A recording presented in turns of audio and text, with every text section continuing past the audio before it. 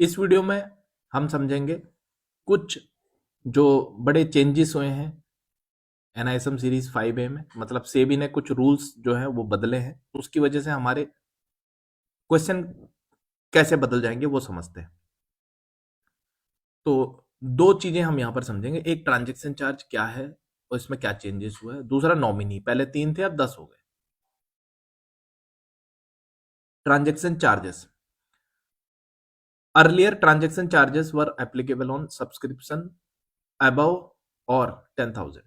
मतलब ये transaction charges जो आपके यहाँ पर लिखा हुआ है, ये ट्रांजेक्शन चार्जेस अपने आप में एक टॉपिक है। ट्रांजेक्शन चार्जेस सुनने में लगता है कि ये एक ट्रांजेक्शन पर लगने वाला चार्जेस है। हाँ बिल्कुल वही है, लेकिन कौन सी ट्रांजेक्शन पे? तो अगर कोई इन्वेस्टर इन्वेस्टमेंट कर रहा है 10,000 या उससे ऊपर की अमाउंट, और वो रूरल अर्बन एरिया में आता है, तो उसको पहले ये ट्रांजेक्शन चार्ज के रूप में एक एडिशनल कमीशन देना होता था डिस्ट्रीब्यूटर को। ठीक है, ये इतना समझ आया। ट्रांजेक्शन चार्ज मतलब एक प्रकार का कमीशन था, अभी भी है। These charges were deducted from the investor investment amount. ये जो चार्जेस थे ट्रांजेक्शन चार्जेस, ये इन्वेस्टर की इन्वेस्टमेंट अमाउंट में से कट जाता था। मतलब आपने 25,000 रुपए दिए, आप फर्स्ट टाइम इन्वेस्ट कर रहे हो, तो आपके 150 रुपए कट जाएंगे। मतलब 25,000 में से 150 रुपीज लेस हो जाएंगे और 24,850 ही केवल आपका इन्वेस्ट होगा। ठीक है, अब चेंज क्या हुआ इसमें? तो कह रहा है एज पर SEBI August 2025 circular the transaction charges framework has been withdrawn. अब ये जो ट्रांजेक्शन चार्जेस इन्वेस्टर के अमाउंट में से कटता था वो विड्रॉ कर लिया गया, अब वो नहीं कटता है, वो खत्म हो गया। Investor are no longer required to pay transaction charge to distributor. अब डिस्ट्रीब्यूटर को नहीं देता, वो 10,000 इन्वेस्ट कर रहा है, पूरा 10,000 इन्वेस्ट होगा, 25 कर रहा है, पूरा 25 इन्वेस्ट होगा, उसमें से कुछ भी ट्रांजेक्शन चार्ज के रूप में कमीशन नहीं कटेगा। अब डिस्ट्रीब्यूटर को क्या नहीं मिलेगा? ये ट्रांजेक्शन चार्ज, क्योंकि उसकी अमाउंट में से तो कट नहीं रहा, नहीं मिलेगा। तो distributor will be compensated directly by the AMC.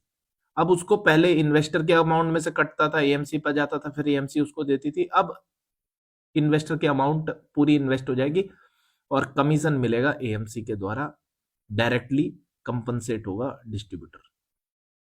SEBI ने ऐसा क्यों किया? तो सेबी कंसिडर डिस्ट्रीब्यूटर को उसने ये कंसिडर किया कि भाई ये तो एजेंट है एएमसी का, तो एजेंट एएमसी का है, तो कमीशन डायरेक्ट इन्वेस्टर के अमाउंट में से क्यों कट रहा है? ठीक है, तो डिस्ट्रीब्यूटर को अब ये एएमसी देती है। No charges will be detected from investor contribution. Investor की जो इन्वेस्टमेंट अमाउंट है उसमें से कुछ भी नहीं कटेगा। तो 100% जो इन्वेस्टेड अमाउंट है वो इन्वेस्टर को मिलेगी, कोई डिडक्शन नहीं होगा। ये ट्रांजेक्शन चार्जेस है। इसके ऊपर बेस्ड कैसे क्वेश्चन आएंगे वो भी देख लेते हैं। जैसे आपके सामने क्वेश्चन नंबर 1 है, कह रहा है एज पर SEBI August 2025 circular which of the following has been removed. Simple है। एग्जिट लोड क्या होता है? जब आप कोई म्यूचुअल फंड की स्कीम में इन्वेस्ट किया हुआ है और उसको आप उसके टाइम पीरियड से पहले निकालते हो, विड्रॉ करते हो, रिडीम करते हो, तो ये एग्जिट लोड लगता है। ये तो अभी भी है। इन्वेस्टर बॉर्न ट्रांजेक्शन चार्जेस, मतलब इन्वेस्टर द्वारा डायरेक्ट ट्रांजेक्शन चार्ज के रूप में दिया जाने वाला बोला खर्चा। एक्सपेंस रेशियो म्यूचुअल फंड की, तो एक्सपेंस रेशियो तो म्यूचुअल फंड का आज भी पे होगा। सिक्योरिटी एसटीटी, बल्कि इसको बढ़ा दिया गया अभी गवर्नमेंट के द्वारा, है ना, तो ये भी पे करनी है। बट कौन सा नहीं पे करना है? तो सही आंसर हमारा है B, investor bond transaction charges. ये जो ट्रांजेक्शन चार्ज के रूप में कमीशन था, ये अब इन्वेस्टर की पॉकेट से डायरेक्टली नहीं जाएगा। Question number 2, after the withdrawal of transaction charges who compensate the mutual fund distributor. मतलब अब ये तो ट्रांजेक्शन चार्ज हटा दिया, अब ये कौन कंपनसेट करेगा? इन्वेस्टर करेगा, आरटीए करेगा, एसेट मैनेजमेंट कंपनी करेगी, या सेबी करेगी? कौन करेगा? तो सही आंसर हमारा एसेट मैनेजमेंट कंपनी करेगी, है ना, directly. Question number 3, what is the key benefit to investor after removal of transaction charge. अब ये इन्वेस्टर के पॉइंट ऑफ व्यू से भी इंपॉर्टेंट क्वेश्चन है कि ये ट्रांजेक्शन चार्ज हटा के इन्वेस्टर को क्या फायदा हुआ। तो कह रहा है हायर एनएवी डिक्लेरेशन मिलेगा, गारंटेड रिटर्न मिलेगा, full investment of the contributed amount मिलेगा, या टैक्स फ्री का फायदा मिलेगा। तो देखो टैक्स फ्री तो है नहीं, गारंटेड रिटर्न कोई म्यूचुअल फंड दे नहीं सकता, एनएवी हाई नहीं होगी। तो आंसर सी है, फुल जो इसका इन्वेस्टमेंट है वो पूरा कंट्रीब्यूट हो जाएगा। पहले 25,000 देते थे, उसमें से 150 या 100 रुपए डिडक्ट हो जाते थे, अब पूरा कंट्रीब्यूशन मिलेगा। तो इस टाइप के क्वेश्चन आएंगे आपको ट्रांजेक्शन चार्ज के ऊपर। अब दूसरा टॉपिक हमारा है नॉमिनी को लेकर के, है ना। मैक्सिमम नॉमिनी कितने अपॉइंट किए जा सकते थे? 3 पहले, अभी 10। ठीक है, इसको समझते हैं। तो राइट टू अपॉइंट नॉमिनी, ये एक अधिकार है, राइट है इन्वेस्टर का। चैप्टर नंबर 4 में पढ़े हमने 9 टाइप के राइट्स, उनमें से एक राइट है नॉमिनी को अपॉइंट करने का राइट। तो mutual fund investor can appoint nominee, हाँ ठीक है, नॉमिनी अपॉइंट कर सकते हैं, उसका राइट है। In the event of demise of the investor, investor की अगर मान लो मृत्यु हो जाती है, तो उस समय जो नॉमिनी होते हैं वो एंटाइटल होते हैं उन यूनिट के लिए, मतलब वो जो भी इन्वेस्टमेंट है उसको मिलेगा। नॉमिनेशन जो है हेल्प करती है स्मूथ ट्रांसमिशन ऑफ इन्वेस्टमेंट। अभी ट्रांसमिशन भी अपने आप में टॉपिक है। ट्रांसमिशन आपसे पूछा जाता है क्या होता है, तो जैसे ट्रांजेक्शन चार्ज सुनने में गड़बड़ लगता है कुछ और, वैसे ही ट्रांसमिशन मतलब है किसी, ये एक प्रोसेस है। जब किसी इन्वेस्टर की डेथ हो जाए उस केस में एक इन्वेस्टर को जो नॉमिनी है उसका इन्वेस्टमेंट मिलना, उसका प्रोसेस पूरा होना, दिस इज कॉल्ड ट्रांसमिशन। तो नॉमिनेशन हेल्प करती है। अब मान लो कोई इन्वेस्टर उसका नॉमिनी नहीं है, तो कहां जाएगा उसका पैसा? ट्रांसमिशन किसको जाएगा? तो नॉमिनेशन हो गया।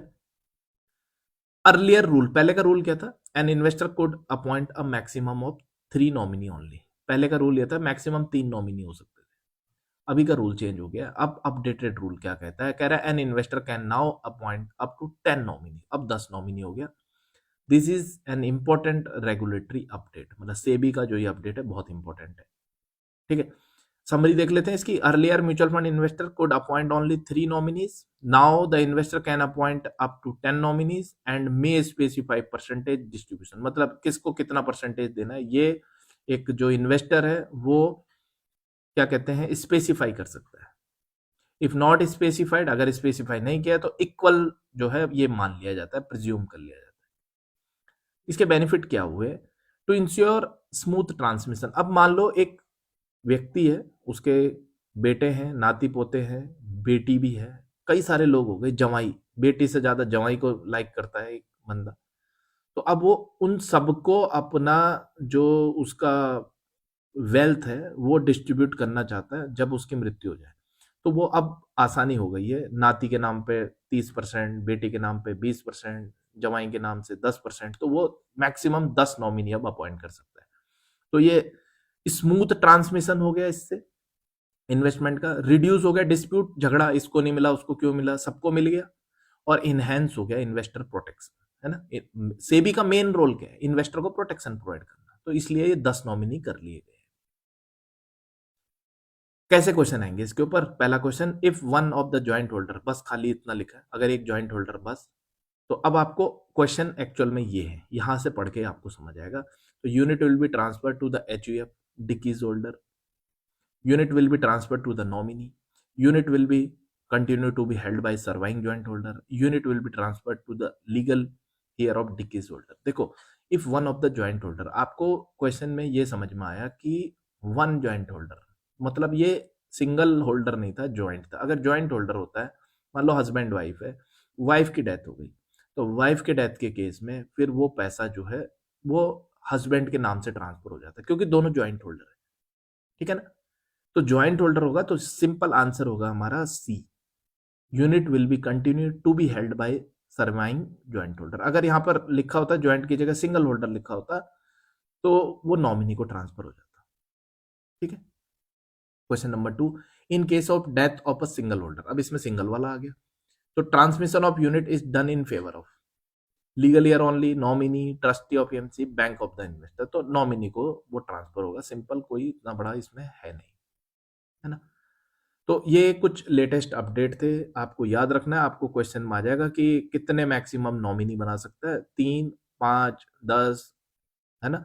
तो 10 हमारा 10 हमारा सही आंसर है। ठीक है, तो इसी के साथ ये वीडियो एंड करते हैं और ऐसे ही और लेटेस्ट अपडेट के साथ नई सीरीज के साथ आएंगे। Thank you so much video देखने के लिए, और अगर वीडियो अच्छा लगा है तो आप सब्सक्राइब भी कर दिया करो, कमेंट कर दिया करो, इससे हमें मोटिवेशन मिलती है। Thank you so much.